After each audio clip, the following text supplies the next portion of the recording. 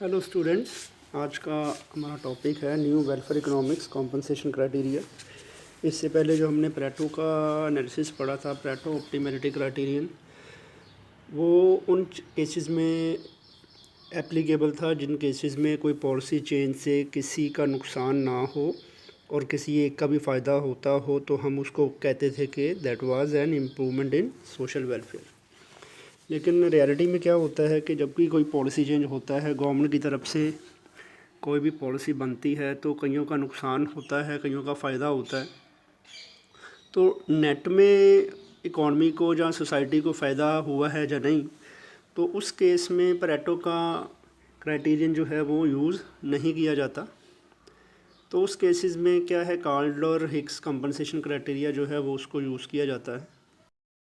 तो कार्ल और हिक्स इन्होंने अपना अपना क्राइटेरिया डिफरेंट तरीके से दिया है, लेकिन उन्होंने जो बात कहने की कोशिश की है वो सेम ही है, इसलिए हम इसको इकट्ठा कार्ल और हिक्स कंपनसेशन क्राइटेरिया कहते हैं। सबसे पहले अगर कार्ल की बात करें तो वो क्या कहता है कि if a certain policy change make some people better off and others worse off, then that change will be considered as an improvement in social welfare if those who are benefited from it could compensate those who are hurt and still be benefited than before. That is, gainers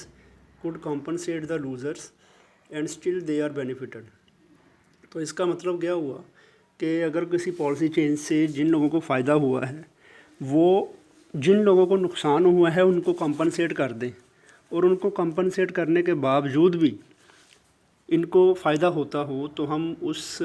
policy change को क्या मानेंगे, that is an improvement in social welfare. और यही बात जो Hicks ने वो losers के पॉइंट ऑफ व्यू से की है। हिक्स क्या कहता है कि मान लो दो ग्रुप ऑफ पीपल हैं, ए और बी, गवर्नमेंट कोई पॉलिसी चेंज करती है और उससे कईयों को फ़ायदा होता है, ए ग्रुप को फ़ायदा होता है जो गेनर्स हैं, बी ग्रुप को लॉस होता है जिनको हम लूज़र्स कहते हैं। और अगर उस पॉलिसी चेंज के लिए मान लो हम ए ग्रुप के लोगों से पूछते हैं कि वो इस पॉलिसी चेंज के लिए कितने पैसे देने को तैयार हैं, सिमिलरली हम बी ग्रुप के लोगों को पूछते हैं जो कि लूज़र्स हैं कि वो इस पॉलिसी चेंज को ना होने देने के लिए कितने पैसे देने के लिए तैयार हैं। तो अगर गेनर्स की अमाउंट ऑफ मनी जो कि वो देने के लिए तैयार हैं पॉलिसी चेंज होने के लिए, अगर वो लूज़र्स के अमाउंट ऑफ मनी से ज़्यादा है, तो उस पॉलिसी चेंज को हम इम्प्रूवमेंट इन सोशल वेलफेयर गिनेंगे। और अगर इसी चीज़ को अगर हमने ये एक डायग्राम की मदद से समझने की कोशिश करें, इस डायग्राम में हम क्या देखते हैं कि हॉरिजॉन्टल एक्सिस के ऊपर हमने यूटिलिटी ऑफ एक्स लिया है। हम ज्यूम कर लें there are two individuals X और वाई, तो हॉरिजॉन्टल एक्सिस के ऊपर यूटिलिटी ऑफ एक्स लिया है, यूटिलिटी ऑफ वाई जो है वो वर्टिकल एक्सिस के ऊपर लिया है। जो ए बी है वो है यूटिलिटी पॉसिबिलिटी कर्व, कि मतलब अगर हम सारे रिसोर्सेज यूज़ कर लें, सोसाइटी अगर सारे रिसोर्सेज यूज़ कर ले, तो ए और बी को मैक्सिमम यूटिलिटी कितनी मिल सकती है, उनके डिफरेंट कॉम्बिनेशन जो हैं एक्स और वाई के, जो ए बी की जगह हम एक्स और वाई ले रहे हैं, तो एक्स और वाई इंडिविजुअल्स को यूटिलिटी के जो डिफरेंट कॉम्बिनेशंस हैं वो हमने ए बी कर्व से शो किए हैं, तो इसको हम यूटिलिटी पॉसिबिलिटी कर्व कहते हैं। मान लो इकोनॉमी स्टार्ट में आर पॉइंट के ऊपर है, ये आर पॉइंट, और अगर मान लो किसी पॉलिसी चेंज से क्या होता है, इकोनॉमी एल पॉइंट के ऊपर पहुंच जाती है,